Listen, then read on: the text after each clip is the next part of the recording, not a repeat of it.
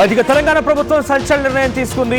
Hyderabad GHMC 300 డివిజన్లకు సంబంధించినటువంటి extension మీకు తెలిసింది. ఇప్పుడు ఆ 300 డివిజన్లతో ఉన్న జిహెచ్ఎంసీని కాస్త 3 భాగాలుగా విభజించింది. ఆర్టీవీ మీకు అందరికంటే ముందుగానే చెప్పుకొచ్చింది 3 భాగాలుగా హైదరాబాద్ కాబోతుందని. సో దాంట్లో భాగంగానే ఇప్పుడు 3 భాగాలుగా అధికారికంగా ప్రకటించింది రాష్ట్ర ప్రభుత్వం. హైదరాబాద్, సైబరాబాద్, మల్కాజ్గిరి ఈ మూడింటిని 3 కార్పొరేషన్లుగా విభజించింది. అంటే ఇకపైన హైదరాబాద్కి 3 మేయర్లు ఉండబోతున్నారు.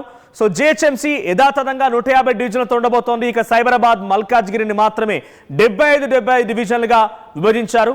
సో మొత్తంగా 300 డివిజన్లుగా ఉన్నటువంటి జిహెచ్ఎంసీని 3 భాగాలుగా 150, 75 మొత్తంగా 300గా చేశారు. సో అర్ధరాత్రి ఉత్తర్వులు జారీ చేశారు. 3 కార్పొరేషన్లకి కమిషన్ నియమిస్తూ రాష్ట్ర ప్రభుత్వం ఉత్తర్వులు జారీ చేసింది. హైదరాబాద్ కమిషనర్గా ఆర్వి కర్ణన్ మీరు చూస్తున్నారు విజువల్లో. So RV Karnan shall continue in the post of commissioner of GHMC as it is. So GHMC కమిషనర్గా యాజ్ ఇట్ ఈస్గా ఆయన కొనసాగుతారు. ఆ తర్వాత జి శ్రీజన మల్కాజ్గిరి కమిషనర్గా, ఆ తర్వాత సైబరాబాద్ కమిషనర్గా జి శ్రీజన, తర్వాత మల్కాజ్గిరి కమిషనర్గా టి వినయ్ కృష్ణారెడ్డి. వీటితో పాటుగా సింగరేణికి పూర్తి స్థాయి సిఎండి బాధ్యతల్ని జ్యోతి బుద్ధా ప్రకాష్కి కల్పించారు. సో ఇన్ఛార్జ్గా ఉన్న కృష్ణ భాస్కర్ని తొలగించి ఆ స్థానంలో డైరెక్ట్గా జ్యోతి బుద్ధా ప్రకాష్ని పూర్తి స్థాయి సీఎండిగా నియమించారు. సో నిన్నటితో జిహెచ్ఎంసీ పదవీకాలం కూడా ముగిసింది. సో జిహెచ్ఎంసీ పదవీకాలం ముగిసింది. జిహెచ్ఎంసీ పదవీకాలం ముగిసిన వెంటనే సాయంత్రానికల్లా రాత్రికల్లా కొత్త జీవో వచ్చింది. ఆ జీవో ప్రకారంగా 3 కార్పొరేషన్లు, 3 కమిషనర్లు. సో మల్కాజ్గిరి కమిషనర్గా టి వినయ్ కృష్ణారెడ్డి అండ్ సైబరాబాద్కి జి శ్రీజన. సో ప్రస్తుతం జిహెచ్ఎంసీని యథాతథంగా కొనసాగిస్తూ ఆర్వి కర్ణన్కి జిహెచ్ఎంసీ కమిషనర్గా అవకాశం కల్పించారు. ఒకసారి మీకు రఫ్గా ఏ డివిజన్లు, ఏ జోన్లు ఎందులో ఉన్నాయని చెప్పే ప్రయత్నం చేస్తాను. సో మొత్తంగా 300 డివిజన్లకు కలిపి అంతకుముందు ఇచ్చినటువంటి జీవో ప్రకారంగా 12 జోన్లు ఉన్నాయి. మల్కాజ్గిరి, ఉప్పల్, ఎల్బీనగర్, శంషాబాద్, రాజేంద్ర నగర్, చార్మినార్, గోల్కొండ, ఖైరతాబాద్, సికింద్రాబాద్, సో శేర్లింగంపల్లి, కుకట్పల్లి, కుత్బుల్లాపూర్ ఈ 12 జోన్లని ఇప్పుడు 3 కార్పొరేషన్లుగా 3 కమిషనర్ నియమిస్తూ నిర్ణయం తీసుకున్నారు. R V Karnan GHMC commissioner, so G Srijana Cyberabad commissioner, Malkajgiri corporation కమిషనర్గా అటు టి వినయ్ కృష్ణారెడ్డిని నియమించారు. సో ప్రస్తుతానికి మీకు ఏ జోన్లు ఏ కార్పొరేషన్ పరిధిలో ఉన్నాయో చెప్పే ప్రయత్నం చేస్తా. సో ముందుగా జిహెచ్ఎంసీ యాజ్ ఇట్ ఈస్ 150 డివిజన్లు అనేకంగానే కొనసాగుతాయి. సో జిహెచ్ఎంసీలో ఒక్కో డివిజన్లో 50,000 ఓట్లు ఉంటాయి. సో 150 డివిజన్లతో ఉన్న జిహెచ్ఎంసీలో సికింద్రాబాద్ జోన్, ఖైరతాబాద్ జోన్, గోల్కొండ, చార్మినార్, రాజేంద్ర నగర్, శంషాబాద్ ఇవి యాజ్ ఈజ్గా కంటిన్యూ అవుతున్నాయి. ఇక మల్కాజ్గిరికి సంబంధించిన దాంట్లో 3 జోన్లు ఉన్నాయి. Malkajgiri, Uppal, LB Nagar. So same as is 75 డివిజన్లు. ఆ తర్వాత దానికి సంబంధించి 150,000 ఓట్లు ఒక్కో డివిజన్లో. ఇక సైబరాబాద్ మున్సిపల్ కమిషనర్ పరిధిలో కార్పొరేషన్ పరిధిలో శేర్లింగంపల్లి, కుకట్పల్లి, కుత్బుల్లాపూర్. సో సేమ్ 75 డివిజన్లతో ఒక్కో డివిజన్లో 50,000 ఓట్ల పైచిలకు ఉండబోతున్నాయి. సో మొత్తంగా 68 లక్షల ఓటర్లు జిహెచ్ఎంసీలో ఉండబోతున్నారు. సైబరాబాద్లో 35 లక్షల మంది ఓటర్లు, మల్కాజ్గిరిలో 31 లక్షల మంది ఓటర్లు. సో మొత్తంగా ఇప్పుడు జిహెచ్ఎంసీ బిల్డింగ్ కాస్త హెరిటేజ్ అండ్ కోర్ అర్బన్ సంబంధించి జిహెచ్ఎంసీ ఫోకస్ చేయబోతున్నారు. So GHMC building as is lower tank బండ్లో కొనసాగబోతోంది. సో చాలా క్రిస్టల్ క్లియర్గా ఆర్టీవీ ముందుగానే మీకు సమాచారం అందించే ప్రయత్నం చేసింది. సో గతంలో కూడా మనం ఏ డివిజన్లు ఏ దాంట్లో మారబోతున్నాయో చెప్పబోతున్నాం. సో ఇప్పుడు అదే జరిగింది. సో మనం విజువల్లో చూస్తున్నాం, ఇక్కడ ఫోటోలు కనబడుతున్నాయి. So yes, T Vinay Krishna Reddy Malkajgiri municipal commissioner. So ఆ తర్వాత ఆర్వి కర్ణన్ జిహెచ్ఎంసీ కమిషనర్గా కొనసాగిస్తున్నారు ఆయన్ని. సో తర్వాత వచ్చేటువంటి photo G Srijana Cyberabad municipal commissioner. So 3 కూడా నియమిస్తూ ఉత్తర్వులు జారీ చేశారు. మరోవైపుగా సింగరేణి సీఎండిగా జ్యోతి బుద్ధా ప్రకాష్ని కూడా నియమించారు. మా ప్రతినిధి మరి కాసేపట్లో మరో జాయిన్ అవుతారు మనతో పాటుగా. So present as of now ఆ జీవోను కూడా మీరు చూస్తున్నారు. సో దీంట్లో హెచ్ఎండబ్ల్యూఎస్ అంటే హైదరాబాద్ వాటర్ మరియు సివరేజ్ బోర్డుకి సంబంధించి ఎటువంటి మార్పులు లేవు. హైదరాబాద్ జిహెచ్ఎంసీ నుంచే ప్రస్తుతానికి వాటిని రెగ్యులేట్ చేస్తారంట. మరి కొత్తగా ఏర్పాటైనటువంటి మున్సిపల్ కార్పొరేషన్కి సంబంధించి ఆఫీసులు ఎక్కడ ఉండబోతున్నాయంటే సైబరాబాద్ వచ్చేసి national academy of construction, so NAC నాక్ బిల్డింగ్లో ఉండబోతుందంట.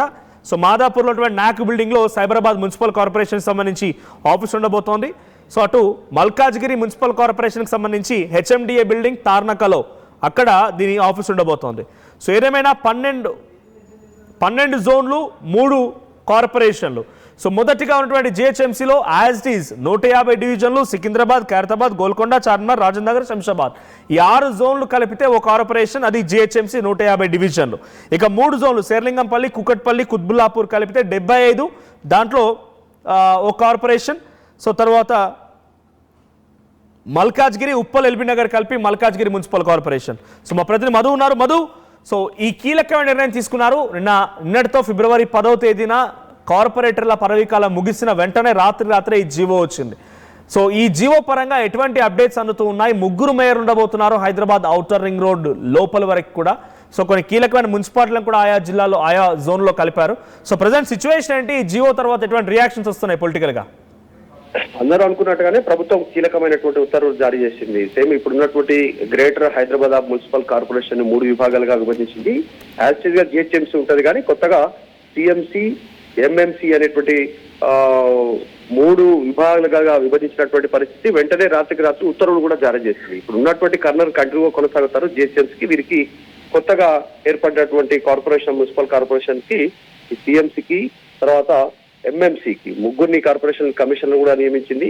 వీటికి సంబంధించి సిఎంసీకి ఏమో శ్రీజన, ఎంఎంసీకి వీరయ్య కృష్ణారెడ్డిని కమిషనర్ గా నియమిస్తూ ప్రభుత్వం కీలక ఉత్తర్వులు జారీ చేసింది. మనం చూసాం గతంలో ఆల్రెడీ 150 డివిజన్లతో హైదరాబాద్, గ్రేటర్ హైదరాబాద్ కి సంబంధించినటువంటి కార్పొరేషన్స్ ఉండే. ఇప్పుడు దాన్ని డీలిమిటేషన్ తర్వాత పెంచారు, సంఖ్య 243 చేశారు. మొత్తం 300 డివిజన్లు విస్తరించిన తర్వాత 3 విభాగాలుగా విభజించినటువంటి సిచ్యువేషన్. దీంట్లో అనేకమైనటువంటి అభ్యర్థనలు ఉన్నాయి. బయట ప్రతిపక్షాల నుంచి కానీ, కొన్ని ప్రాంతాల ప్రజల నుంచి కానీ వాటన్నింటినీ మరి వివరణ తీసుకొని ఉన్నారా లేరా అనేటువంటి చర్చ జరుగుతున్న నేపథ్యంలో పరిపాలన కానీ, సౌలభ్యం కోసం కానీ, ఇమ్మీడియట్ గా కొన్ని సమస్యల పరిష్కారం కోసం కానీ, ఇప్పుడు ఉన్నటువంటి మల్కాజిగిరి కానీ, ఇంకా కొన్ని పటాన్ చెరువు కానీ, ఇంకా కొన్ని ప్రాంతాలకు సంబంధించినటువంటి ఏరియాలు సిటీకి శివార్లోనే, సిటీకి ఆనుకొని దగ్గరలో ఉన్నప్పటికీ కూడా అభివృద్ధికి నోచుకున్నటువంటి పరిస్థితి. జిహెచ్ఎంసీలో విలీనం కానటువంటి సిచ్యువేషన్ తో ఈ రకమైనటువంటి ఇబ్బందులు తలెత్తాయి. కాబట్టి ఇప్పుడు అట్లా కాకుండా చాలా వేగంగా సిటీ చాలా ఫాస్ట్ గా విస్తరించేటువంటి అవకాశం ఉంది. ప్రస్తుతం నోయిడా, పూణే, బాంబే, బెంగళూరు తర్వాత అంత స్థాయిలో విస్తరించేటువంటి సిటీ నగరంగా ప్రస్తుతం హైదరాబాద్ కు పేరుంది. కాబట్టి దీనిపైన ప్రత్యేకంగా దృష్టి పెట్టింది. అధికార వికేంద్రీకరణ ఈ లక్ష్యాలతోటే 3 కార్పొరేషన్లుగా విభజించడం జరిగింది. 1955 సెక్షన్ 31 ప్రకారం, చట్టం ప్రకారం ఈ నిర్ణయం తీసుకున్నట్టుగా జిహెచ్ఎంసీ, సిఎంసి, ఎంఎంసి ఏర్పాటు చేసినట్టుగా కీలక నిర్ణయం తీసుకోవడం జరిగింది. ప్రస్తుతం ప్రభుత్వం చాలా వేగంగా ముందుకు వెళ్లాలనేటువంటి ఆలోచన, ఇన్ని రోజులు జరిగినటువంటి సంస్థానాన్ని ఇక ముందు అభివృద్ధి పదంలో దూసుకు వెళ్లేటువంటి దిశగా ఈ నిర్ణయం తీసుకున్నట్టుగా చాలా స్పష్టంగా కనిపిస్తా ఉంది. సో మొత్తానికి 3 విభాగాలుగా విభజించినటువంటి ఈ జిహెచ్ఎంసీ ఇక 3 కమిషన్లతో వేగంగా అభివృద్ధిలో ముందుకు పోయేటువంటి సిచ్యువేషన్ అయితే కనిపిస్తా ఉంది. రైట్. సో దీనికి స్పెషల్ ఆఫీసర్ కూడా నియమించారు, జయేష్ రంజన్ ని దీనికి స్పెషల్ ఆఫీసర్ నియమించారు. సో కార్పొరేషన్ల విభజన జరిగింది, మళ్ళీ ఓటర్ల ప్రక్రియ జరగబోతోందా మధు? అంటే డివిజన్స్ వైజ్ గా మళ్ళీ ఓటర్ల ప్రక్రియ మళ్ళీ మొదటి నుంచి తెరదీయబోతోందా? ఏ రకంగా లిమిట్స్ ఉండబోతున్నాయి? అప్డేట్స్ ఏంటి దానిపైన? ఎగ్జాక్ట్లీ. ప్రస్తుతం ఇప్పుడు కొన్ని అభ్యంతరాలు ఉన్నాయి ప్రతిపక్షాలకు సంబంధించినటువంటి విషయంలో. కేవలం ఏదో డిజిటల్ మ్యాప్స్, గూగుల్ మ్యాప్స్ ద్వారా విభజించారు అనేటువంటిది జనాభా ప్రాతిపదికన జరగలేదు. కొన్ని డివిజన్లలో సంఖ్య చాలా తేడా ఉంది. కొన్ని లక్షల్లో ఉంటే కొన్ని చోట కేవలం వేలల్లో ఉన్నటువంటి పరిస్థితి. దాన్ని పరిగణలోకి తీసుకోలేదు అనేటువంటి అభిప్రాయం కూడా ఉంది. దానిపైన కూడా ప్రభుత్వం దృష్టి పెట్టే అవకాశం ఉండొచ్చు. బడ్జెట్ సమావేశాల త్వరలో ప్రారంభం కానున్నాయి కాబట్టి ఆ వేదిక కూడా చర్చకు అవకాశం వచ్చేటువంటి అవకాశం కనిపిస్తా ఉంది. దీనికి సంబంధించి ఇప్పటికే ప్రభుత్వం చెప్తా ఉంది, ఏమున్నా కూడా అసెంబ్లీలో చర్చించిన తర్వాతనే, అందరి సలహాలు సూచనలు తీసుకున్న తర్వాతే ముందుకు పోతామనేటువంటిది. ఇక్కడ కేవలం ఇదే కాదు, గతంలో చేసినటువంటి స్టేట్మెంట్ పైన కూడా ప్రభుత్వం అసెంబ్లీ వేదికగానే కొన్ని చర్య తీసుకుంది. అప్పుల విషయంలో కావచ్చు, అభివృద్ధి విషయంలో కావచ్చు, ఇంకా కొన్ని కీలకమైనటువంటి విషయాలు. సో ఈ విషయంలో కూడా 300 డివిజన్ల విషయంలో వస్తున్నటువంటి అభ్యంతరాల విషయంలో కూడా అసెంబ్లీ వేదికగానే చర్చించే అవకాశం ఉంది, అభిప్రాయం తీసుకునే అవకాశం ఉంది. అందరి నిర్ణయాలు తీసుకున్న తర్వాత గా ప్రభుత్వం ముందుకు పోయే అవకాశం ఉంది. నిన్న జిహెచ్ఎంసీ గడువు ముగిసింది కాబట్టి నిన్న ఈ అంశానికి సంబంధించి ప్రభుత్వం కాస్త ఫాస్ట్ గా మూవ్ అవుతున్నట్టుగా చాలా స్పష్టంగా కనిపిస్తా ఉంది. మొన్న ముఖ్యమంత్రి మీడియా సమావేశం నిర్వహించారు. ఆ రోజు కూడా ఎలాంటి సమాచారం ఇచ్చే ప్రయత్నం చేయలేదు ఆయన డైరెక్ట్ గా. సో జరుగుతున్న పరిణామాలను చూస్తే ప్రభుత్వం చాలా వేగంగా ముందుకు పోతున్నట్టుగా కనిపిస్తా ఉంది. Right, thank you Madhu. So మొత్తంగా 3 భాగాలుగా జిహెచ్ఎంసీని విభజించారు. మొదటి వరకు 300 డివిజన్లను చేసినటువంటి, అంటే ఔటర్ రింగ్ రోడ్ లోపటి వరకు కొన్ని మున్సిపాలిటీలను కూడా కైవసం చేసుకున్నారు, మున్సిపాలిటీలను కూడా జిహెచ్ఎంసీలో కలిపేశారు. సో ఆ తర్వాత ఈ రోజు నిన్నటితో కార్పొరేటర్ల పదవీకాలం ముగిసింది. ఫిబ్రవరి 10వ తేదీతో 150 డివిజన్లతో జిహెచ్ఎంసీ పదవీకాలం ముగియడంతో సో ఇప్పుడు ఈ అన్నిటికి కూడా రీషఫలింగ్ చేసి 300 డివిజన్లు 3 కార్పొరేషన్లుగా సో జిహెచ్ఎంసీ యాసిస్ ఉండబోతోంది. జిహెచ్ఎంసీ పరిధిలో 6 జోన్లు ఉండబోతున్నాయి. సో జిహెచ్ఎంసీ 150 డివిజన్లతో ఉండబోతోంది. జిహెచ్ఎంసీని యాసిస్గా కంటిన్యూ చేస్తూనే కొత్తగా సైబరాబాద్ అండ్ మల్కాజ్గిరి 2 మున్సిపల్ కార్పొరేషన్లు ఏర్పాటు చేశారు. సో దాంట్లో జిహెచ్ఎంసీలో ఉన్నటువంటి municipal corporation GHMC greater Hyderabad municipal కార్పొరేషన్లో 6 జోన్లు ఉండబోతున్నాయి. సికింద్రాబాద్, ఖైరతాబాద్, గోల్కొండ, చార్మినార్, రాజేంద్ర నగర్ అండ్ శంషాబాద్ ఇవి యాసిస్ కంటిన్యూ అవుతున్నాయి. ఇక సైబరాబాద్ మున్సిపల్ కార్పొరేషన్ పరిధిలో ఉన్నటువంటి షేర్లింగంపల్లి, కూకట్పల్లి, కుత్బులాపూర్ ఈ 3 జోన్లు ఉండబోతున్నాయి. So Malkajgiri, Uppal and LB Nagar ఈ 3 జోన్లు ఉండబోతున్నాయి. సో ప్రజెంట్ ఈ 3 కార్పొరేషన్లకు సంబంధించి స్పెషల్ ఆఫీసర్గా జయేష్ రంజని కూడా నియమించినట్టు తెలుస్తోంది.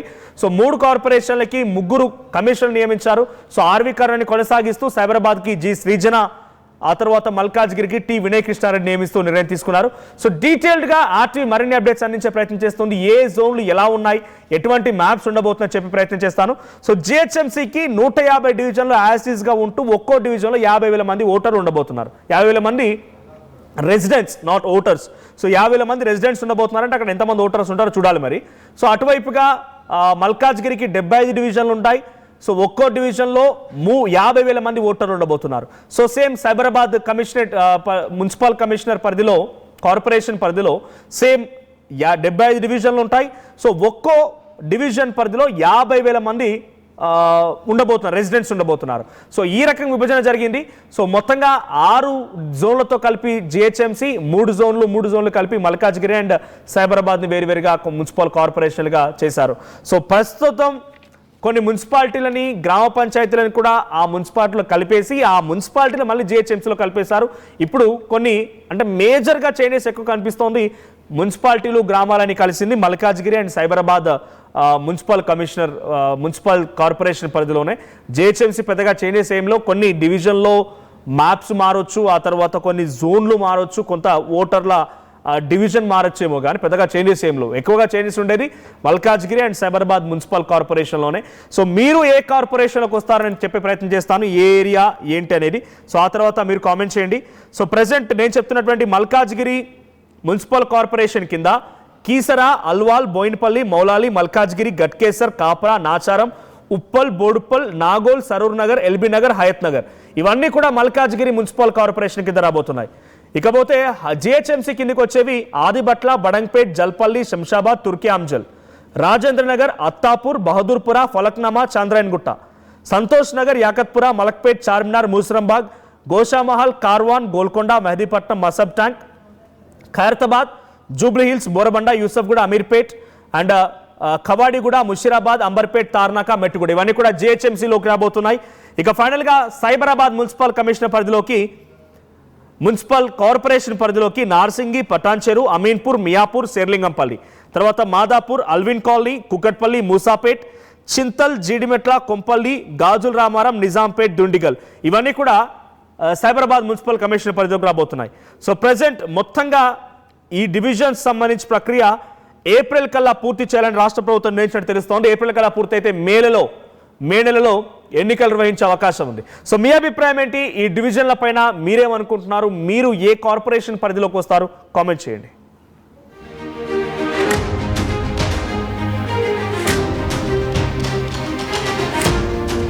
రైట్, ఇదొకటే కాకుండా మరోవైపు నిన్న వచ్చినటువంటి జీవోలో సింగరేణి సీఎండీని కూడా మారుస్తూ నిర్ణయం తీసుకున్నారు. సో కృష్ణ భాస్కర్ ప్రస్తుతం ఆయన సింగరేణి ఇన్ఛార్జ్ సీఎండీగా ఉన్నారు. ఆయన్ని పూర్తి స్థాయిగా ఆ బాధ్యతల నుంచి తొలగించి ఆ బాధ్యతల్ని జ్యోతి బుద్ధ ప్రకాష్కి అప్పగించారు. దానికి సంబంధించి జీవోను కూడా చూస్తున్నారు మీరు. సింగరేణి సీఎండీకి సంబంధించినటువంటి నియామకానికి సంబంధించి జీవోను కూడా చూస్తున్నారు. So Jyothi Buddha Prakash, secretary to government SC development, is transfer to the post of chairman and managing director Singareni collieries company. So D Krishna Bhaskar స్థానంలో ఈయనని అపాయింట్ చేశారు జ్యోతి బుద్ధ ప్రకాష్. సో మరిన్ని అప్డేట్స్ ప్రజెంట్ మధు సిద్ధంగా ఉన్నారు. రైట్ మధు, సో జ్యోతి బుద్ధ ప్రకాష్ని పూర్తి స్థాయి సింగరేణి సీఎండీ బాధ్యతల్లో నియమిస్తూ ప్రభుత్వం ఉత్తర్వులు జారీ చేసింది. సో కృష్ణభాస్కర్ వెళ్ళిన తర్వాత కృష్ణభాస్కర్ ఇన్ఛార్జిగా ఉన్నారు. బలరాం నాయక్ వెళ్ళిన తర్వాత పూర్తి స్థాయి సీఎండి లేరు. సో ప్రజెంట్ జ్యోతి బుద్ధ ప్రకాష్ నియమించింది. సో దీనిపైన గవర్నమెంట్ ఎలా ఉండబోతోంది, ఎటువంటి యాక్షన్ తీసుకోబోతోంది, తర్వాత ఫర్దర్గా సింగరేణి అనేది ఇప్పుడు ఒక హాట్ టాపిక్. ఎందుకంటే ఒక 9 కోల్ బ్లాక్ అని లేకపోతే సైట్ విజిటింగ్ సర్టిఫికెట్స్ అని రకరకాలు ఉండబోతున్నాయి. సో జ్యోతి బుద్ధ ప్రకాష్ సంబంధించి నియామకం పైన ఎటువంటి రియాక్షన్స్ వస్తూ ఉన్నాయి? ఎగ్జాక్ట్లీ ప్రభుత్వం యంత్రాంగంలో చాలా కీలకమైనటువంటి మార్పులు చేర్పులు చోటు చేసుకుంటూ ముందుకు వెళ్తా ఉంది. దాంట్లో మొన్నటి వరకు కృష్ణభాస్కర్ ను అదనపు బాధలతో ఉన్నారు ఆయన. బలరాం వెళ్ళిపోయిన తర్వాత ప్రస్తుతం సీనియర్ ఐఏఎస్ అధికారి బుద్ధ ప్రకాష్ ను సింగరేణి కాలరీస్ కంపెనీ లిమిటెడ్ కి చైర్మన్ అండ్ మేనేజింగ్ డైరెక్టర్ గా నియమించడం జరిగింది. ప్రస్తుతం ఎస్సీ అభివృద్ధికి సంబంధించినటువంటి శాఖ కార్యదర్శిగా జ్యోతి బుద్ధ ప్రకాష్ కొనసాగుతా ఉన్నారు. దాంతో పాటు ఆయన ప్రస్తుతం ఇప్పుడు సింగరేణి కాలరీస్ కంపెనీ లిమిటెడ్ కి చైర్మన్ అండ్ మేనేజింగ్ డైరెక్టర్ గా నియామకం అయ్యారు. పూర్తి స్థాయి బాధ్యతలు తీసుకొనున్నారు త్వరలోనే. దీనిపైన ప్రత్యేకంగా దృష్టి పెట్టారు. కేవలం ఇక్కడే కాదు, ఇంకా కొంతమంది సీనియర్ ఐఏఎస్ అధికారులను సభ్యసాచిని తర్వాత ప్రస్తుతం ఉన్నటువంటి బాధ్యతలతో పాటు ఈ ఎస్సీ అభివృద్ధి శాఖ ప్రధాన కార్యదర్శిగా కమిషనర్ గా కూడా ఆయనకు అదనపు బాధ్యతలు అప్పగించారు. ఎందుకంటే బుద్ధ ప్రకాష్ ని Singareni chairman and managing director గా నియమించడంతో ఇంకా కొంతమంది కీలకమైనటువంటి అధికారులు కూడా బదిలీ అయ్యారు. దీనికి సంబంధించి ప్రస్తుతం గిరిజన సంక్షేమ శాఖ బాధ్యతల్లో కూడా ఆయన కొనసాగేటువంటి అవకాశం ఉంది సభ్యసాచి. తర్వాత కాత్యాయని దేవిని ప్రజావాణి రాష్ట్ర నోడల్ అధికారిగా బదిలీ చేశారు. State finance corporation joint managing director గా కూడా కొనసాగేటువంటి అవకాశం ఉంది. సందీప్ కుమార్ సుల్తానియా ప్లానింగ్ విభాగంతో పాటు తెలంగాణ రిమోట్ సెన్సింగ్ అప్లికేషన్ పైన కూడా ఆయన పనిచేసేటువంటి అవకాశం ఉంది. ఇది ప్రధానంగా రైతు భరోసా కింద, రైతు బంధు కింద, రైతు భరోసా నిధులకు సంబంధించిన విషయమైన ప్రత్యేకంగా ఫోకస్ చేసే అవకాశం ఉంది. ఇంకొకటి కీలకంగా ప్రస్తుతం గత కొంతకాలంగా చర్చ జరుగుతా ఉంది. ఎందుకు సింగరేణికి సంబంధించి పూర్తి స్థాయి సీఎండీని నియమించలేకపోతున్నారు అనేటువంటి ప్రస్తుతం సీనియర్ ఐఏఎస్ అధికారి జ్యోతి బుద్ధ ప్రకాష్ ను నియమించడంతో ప్రభుత్వం తెలంగాణ రాష్ట్ర యంత్రాంగాల్లో కొన్ని కీలకమైన మార్పులు చేసుకుంటూ పోతున్నటువంటి విధానాన్ని ప్రస్తుతం చర్చ జరుగుతున్న విధానం పైన. ఇదంతా కూడా పరిపాలన సౌలభ్యం కోసం అధికారులను ఎప్పటికప్పుడు బదిలీ చేస్తూ వేగంగా పనులు చేయాలి, ముందుకు పోవాలి, అవినీతి ఆరోపణలు రాకుండా అనేటువంటి దానిపైన నిర్ణయం తీసుకుంటున్నారు అనేటువంటి చర్చ అయితే జరుగుతా ఉంది. సో వీటితో పాటు ఇంకా కొంతమంది కీలకమైనటువంటి ఐఏఎస్ అధికారులు కూడా బదిలీ అయినటువంటి సిచ్యువేషన్. దివ్య దేవరాజన్, తర్వాత మయాంక్ మిఠల్, వీళ్ళంతా కూడా రఘురామ్ శర్మ, వీళ్ళంతా కూడా ప్రత్యేక కార్యదర్శులుగా నియమిస్తూ వాళ్ళందరికీ ఉత్తర్వులు జారీ చేస్తూ ప్రభుత్వం నిర్ణయం తీసుకున్నారు. కార్యదర్శి రామకృష్ణ. సో ప్రస్తుతం చర్చ జరుగుతా ఉంది. మొత్తానికి సీఎండీగా సింగరేణికి సంబంధించి బుద్ధ ప్రకాష్ నియామకం కావడంతో చర్చ జరుగుతా ఉంది. Right, thank you Madhu. So మొత్తంగా సింగరేణి సీఎంగా ప్రస్తుతం ఇన్ఛార్జ్ బాధ్యతలను కృష్ణభాస్కర్ స్థానంలో పూర్తి స్థాయి బాధ్యతల్ని బుద్ధ ప్రకాష్ నియమిస్తూ నేను తీసుకున్నారు. జ్యోతి బుద్ధ ప్రకాష్. సో ప్రజెంట్ సింగరేణి అనేది ఒక హాట్ టాపిక్. రాజకీయ వేడికి, రాజకీయ రణరంగానికి సింగరేణి యొక్క కారణమైంది. మరి ఇప్పుడు దాన్ని ఎలా సార్ట్అవుట్ చేస్తారు ఈ అధికారి? సో ప్రస్తుతం ఆయన ఎస్సీ డెవలప్మెంట్ సెక్రటరీగా పనిచేస్తున్న ఆయనని పూర్తి స్థాయి బాధ్యతలో సింగరేణి సీఎండీగా బాధ్యతలు ఇస్తూ ప్రభుత్వం నిర్ణయం తీసుకుంది. సో ఎటువంటి విధంగా ఉంటుందో చూడాలి. సో ప్రజెంట్ కీలకమైనటువంటి అధికారుల మార్పు చేర్పులతో రాష్ట్ర ప్రభుత్వం పలు జీవోలను జారీ చేసింది. సో మరీ ముఖ్యంగా జిహెచ్ఎంసీ 300 డివిజన్ని 3 కార్పొరేషన్లుగా, ఆ తర్వాత 150 డివిజన్ల జిహెచ్ఎంసీని 75 మల్కాజ్గిరి, 75 షేర్లింగంపల్లితో పాటుగా సింగరేణి సంబంధించి సీఎండీకి నియమిస్తూ నిర్ణయం తీసుకోవడం సంచలనంగా మారింది. సో ప్రజెంట్ ఈ హ్యాపెనింగ్స్ పైన, ఈ మార్పు చేర్పుల పైన అటు సింగరేణి కార్మికుల్లో కానివ్వండి, జిహెచ్ఎంసీ పనులటువంటి ప్రజలుగా మీరు ఎలా చూస్తారు? కామెంట్ చేయండి.